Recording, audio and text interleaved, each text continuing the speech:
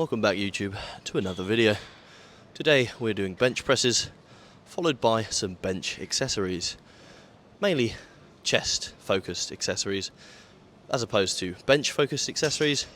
I class bench focused accessories as things like some sort of lat work, bit of chest work, bit of tri work, but today is mainly chest focused, bench and chest focused.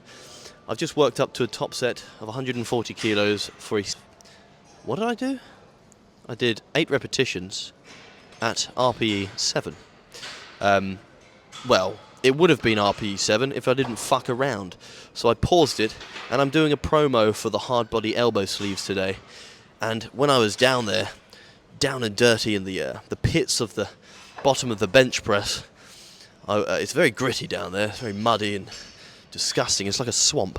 I basically said, oh yeah, these elbow sleeves have definitely helped me, but then I misgrooved and the bar kind of shifted to the left, and I was like, oh fuck, this has gone from an RPE 7 to an RPE 11. Anyway, yeah, 130 kilos is on the barbell. I'm going to do this for 3 sets of 5 repetitions, and then we're moving straight on to incline barbell bench presses because it is very late. I just did a challenge with one of the first contenders, shall we say.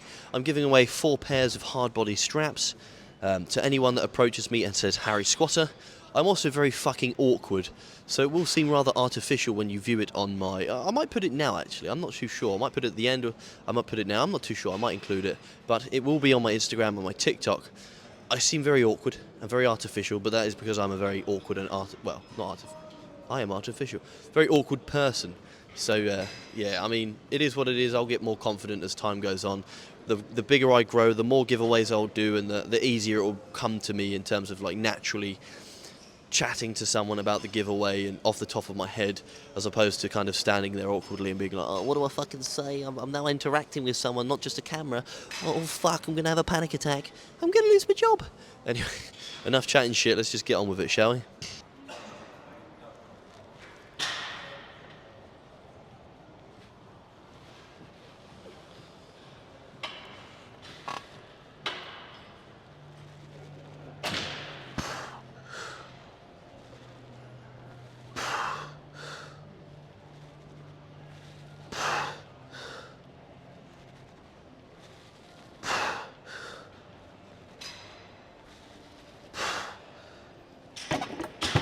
Yes.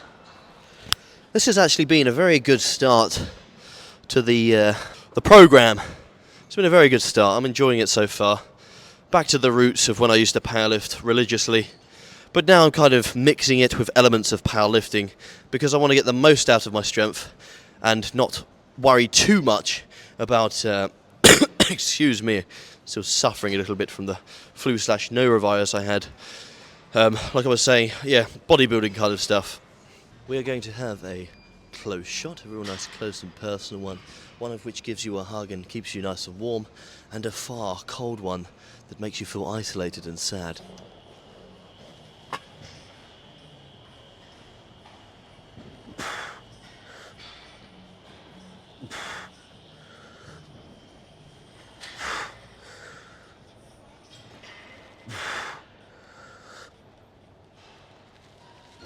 Rightio, moving on to the incline barbell bench presses.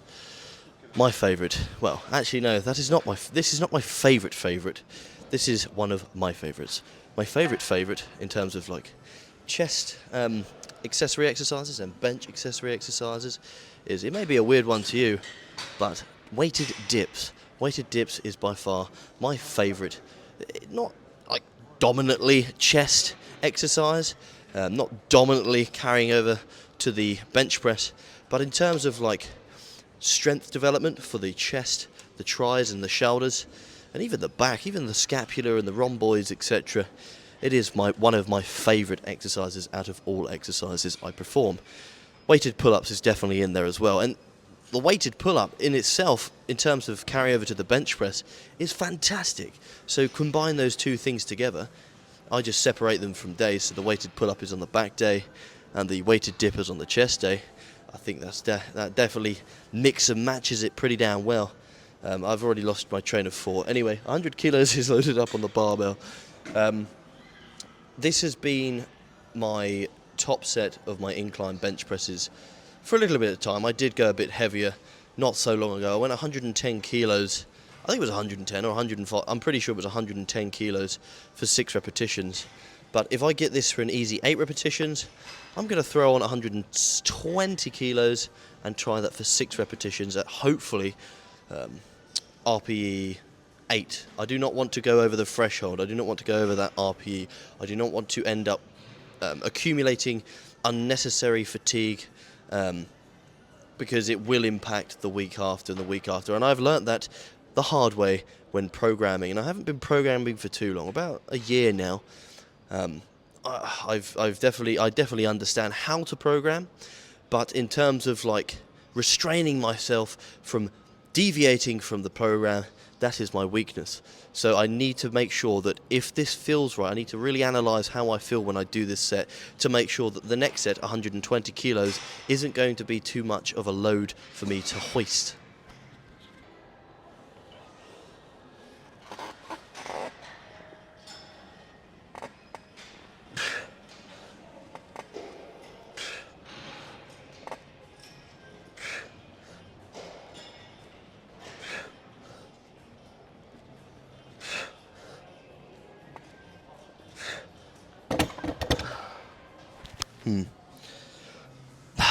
Judging by that,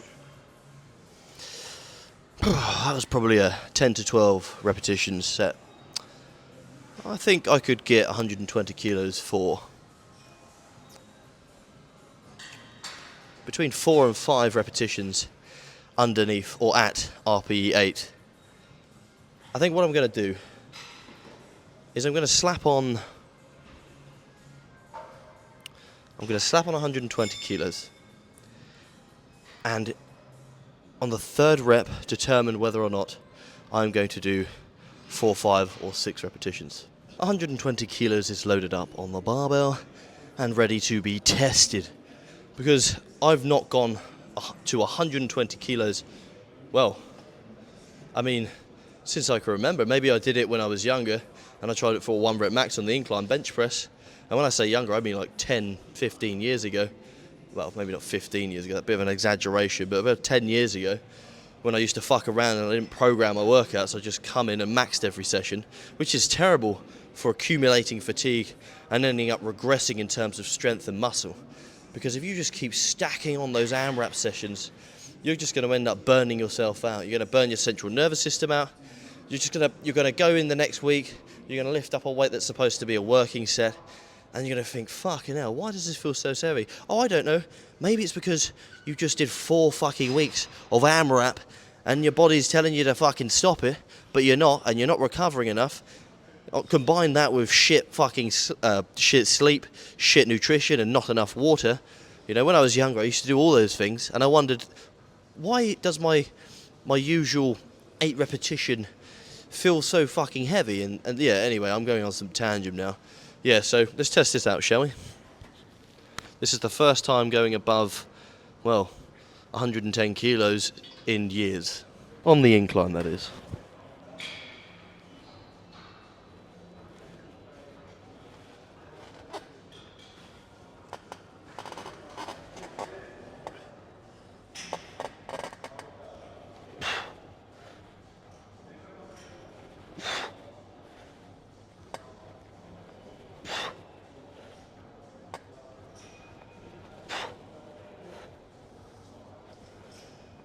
Okay. That really is not bad. 5 repetitions. I definitely had 2 in the tank. That was definitely around RPE 8. I cannot argue with that. 5 repetitions of 120 kilos is a huge improvement, considering maybe 2 months ago I was getting a struggle with just 100 kilos. So my incline bench press is definitely improving, and I'm very happy with that.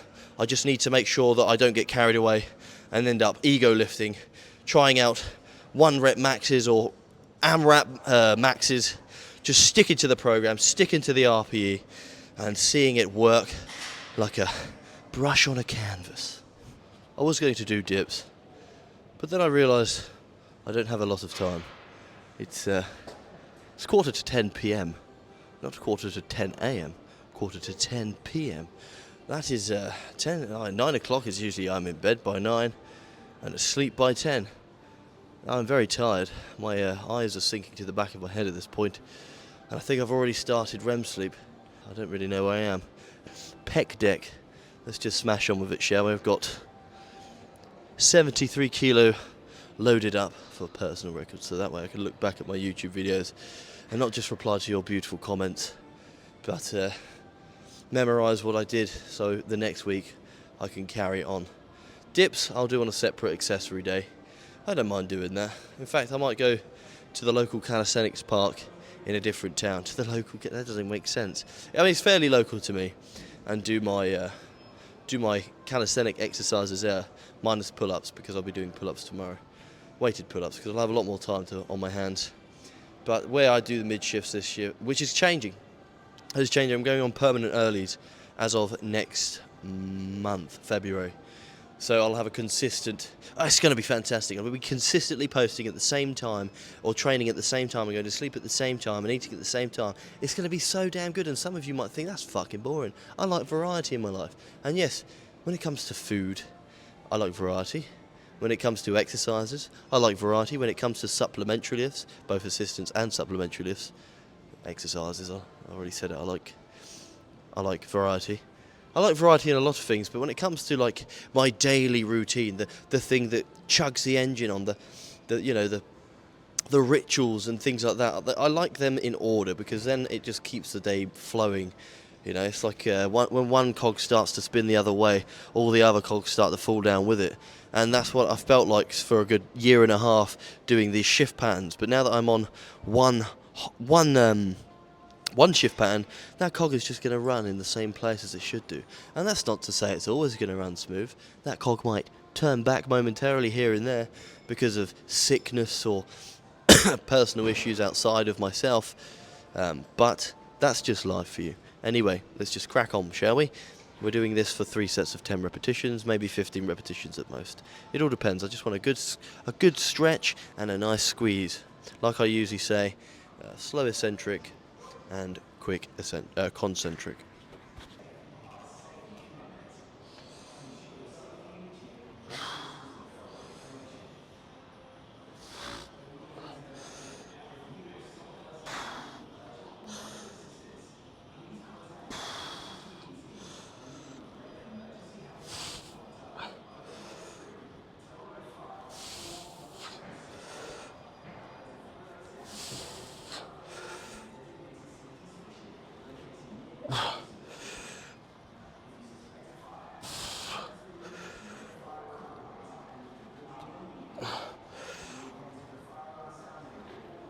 Okay, yeah, that's good.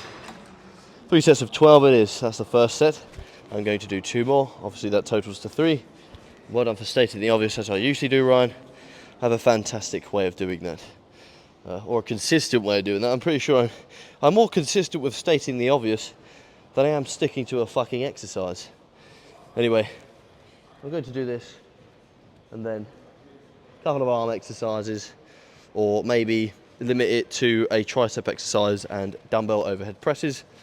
If I hadn't, this is a problem, that it will all get better. I will be consistent with my exercises, both the accessory and supplementary, because like I said, I'll have a routine, and I'll be able to just lock in as and when I do things, which means I will find what works for me, and I'll be able to fit it all in, and it will look beautiful. Well, it looks beautiful on paper. Life definitely it's not beautiful on paper. It's squiggly wiggly all over the place. It's like a toddler got hold of your fucking shopping list pen and decided to write all over it. That's life, and you're the one that's trying to maintain that shopping list by putting the pen out of reach as well as the pad. But they always find a way. Life always finds a way. The toddler always finds a way to pick that fucking notepad up and give it a good fucking scribble. And you're sat there like, fuck, there was a lot on there. I spent a good time thinking about that shopping list, and now all I see is circles, triangles and squares, 1, 2s and 3s and ABCs. But you get over it, you get on with it, you write a new one, and then life comes along. Oh, fuck your shopping list. Yeah, let's just crack on, shall we? You know what? Because it's so damn late, I'm just going to do some chest exercises, leave it at that. I'll come in tomorrow, but I won't be here, I'll be at Bodyworks. and I'll do some deadlifts in the jeans just to make up for it. The dad fit with the Crocs and the jeans and the flannel shirt. But instead of just cutting it, I'll go over to the studio and do a little bit of posing, show off my chest, some chest poses. Yeah, you know, yes, it is what it is. It's a short episode, but tomorrow will make up for it. I'll make sure I do all the exercises, deadlifts, pull-ups, bent over rows, etc., etc.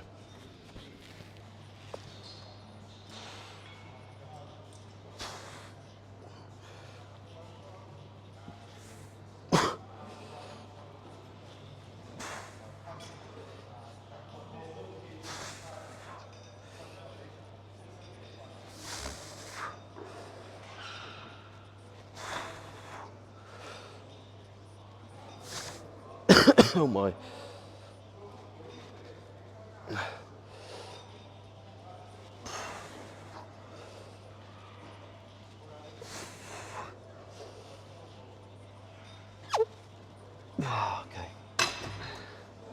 Oh, there we go. Yeah, the perfect spot is here. So, when we shout, I've just lowered the exposure because it is very bright in here. And the camera was making it, well, the exposure level that I had it on was very grainy. So, yes, this is what we look like at this precise moment in time. A little bit fluffy, but, you know, I'd say I've just got leaner and leaner at this body weight over time for the past 3-4 months. Without even trying, I've just been maintaining my size at 93 kilos. And I'm just becoming leaner, a bit more shaped. Again, I said this the last time, this is the best I have looked at this weight. You know, the side delts, they're a little bit more flaccid, simply because I've not been doing side raises, I've been focusing on overhead pressing instead. But that doesn't really bother me because that aids my bench press, which is the aim of the game. The aim of the game isn't to look swole, isn't jacked, which is cool to be. I like being a little bit jacked to show what I've achieved, but the aim of the game is to horse-cock some weight, not look like a bodybuilder. But let's do a couple of poses, shall we? Definitely bigger than it. Oh, there we go. Come on. Now we're getting somewhere there. Bang. I was up too high. Bang. Bang. Okay. A little bit of calf action. Oh yeah, look at that. Okay. Most muscular. Those traps are looking crazy. But that's because of all the fucking deadlift volume. Biceps. Don't worry, baby girls. I'll bring it back. Double bicep.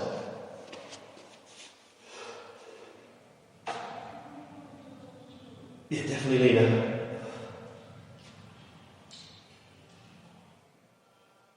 Okay. Maybe a little bit of back action.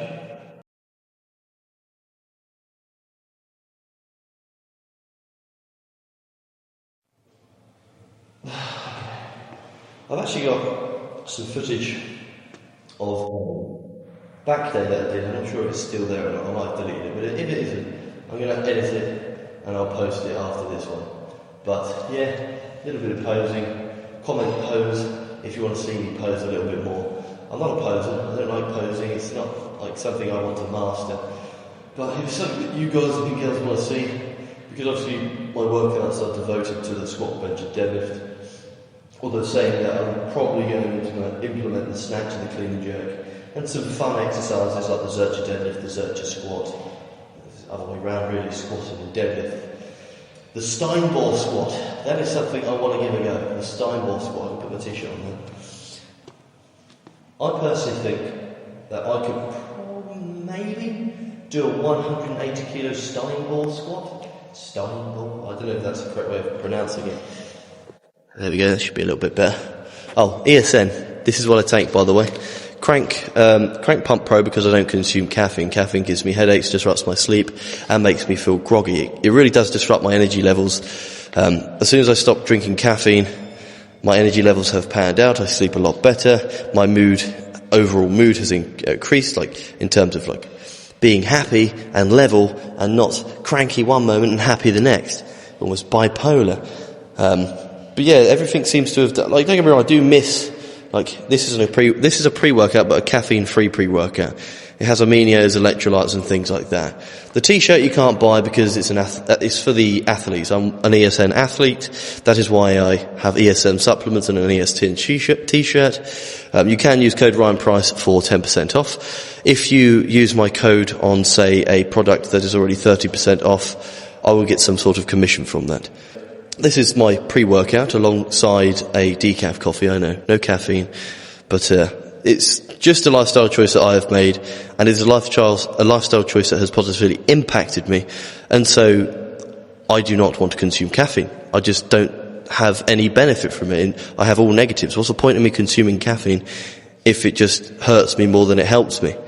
But yes, this has aminos, electrolytes, and vitamins in it.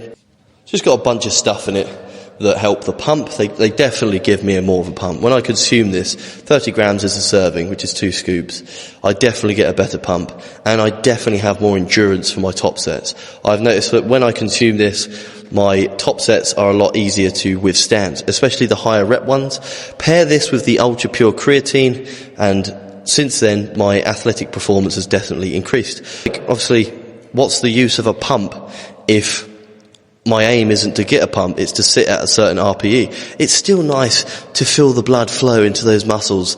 And it's not it's not like it doesn't set in stone.